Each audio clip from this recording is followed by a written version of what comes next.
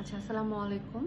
আমি আলোচনা করব যে নরমাল ডেলিভারি নিয়ে ৩৮ সপ্তাহে সাধারণত মায়েরা এসে যদি ব্যথা না ওঠে ৩৮ সপ্তাহের মধ্যে তারা খুব বিচলিত হয়ে যায় যে আমার এখনো ব্যথা উঠলো না, কিন্তু আসলে আমাদেরকে কিন্তু ৪০ সপ্তাহ পর্যন্ত ওয়েট করতে হবে।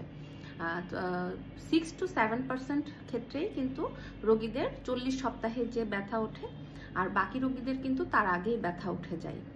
সো আমাদের হচ্ছে ৩৮ সপ্তাহ মানে আপনার যে ফুল টার্ম প্রেগনেন্সি সেটা তো অবশ্যই হয়ে গেছে, বাচ্চা টার্মে চলে এসছে।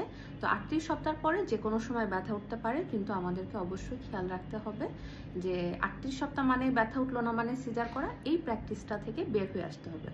আচ্ছা, আপনি যদি নর্মাল ডেলিভারি চান তাহলে কিন্তু অবশ্যই আপনার বাবুর ওয়েটটা লাস্ট যে স্ক্যান, ফিটাল ওয়েলবিং স্ক্যান, যেটা লাস্ট স্ক্যান আমরা ৩৬ সপ্তাহ বা ৩৭ সপ্তাহে আল্ট্রাসোনোগ্রাফি করে থাকি, সেখানে আমরা বাচ্চার ওজন সেটি দেখে থাকি যে বাচ্চার ওজনটা কত।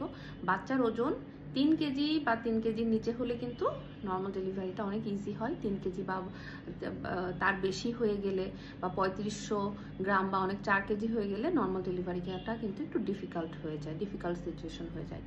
সো যারা নর্মাল ডেলিভারি চাচ্ছেন আমি তাদেরকে সাজেস্ট করবো যে অবশ্যই আফটার 36 উইকসে আপনার যে কার্বোহাইড্রেট জাতীয় কন্টেনিং ফুডটা এটা একটু খাওয়া কমায় দেবেন, চিনি অবশ্যই অ্যাভয়েড করবেন। আর যেটা হচ্ছে যে বাবুর জন্য অবশ্যই প্রোটিন জাতীয় খাবার বেশি বেশি করে খাবেন, মাছ, মাংস, দুধ, ডিম এগুলো খাওয়া অবশ্যই কমাবেন না।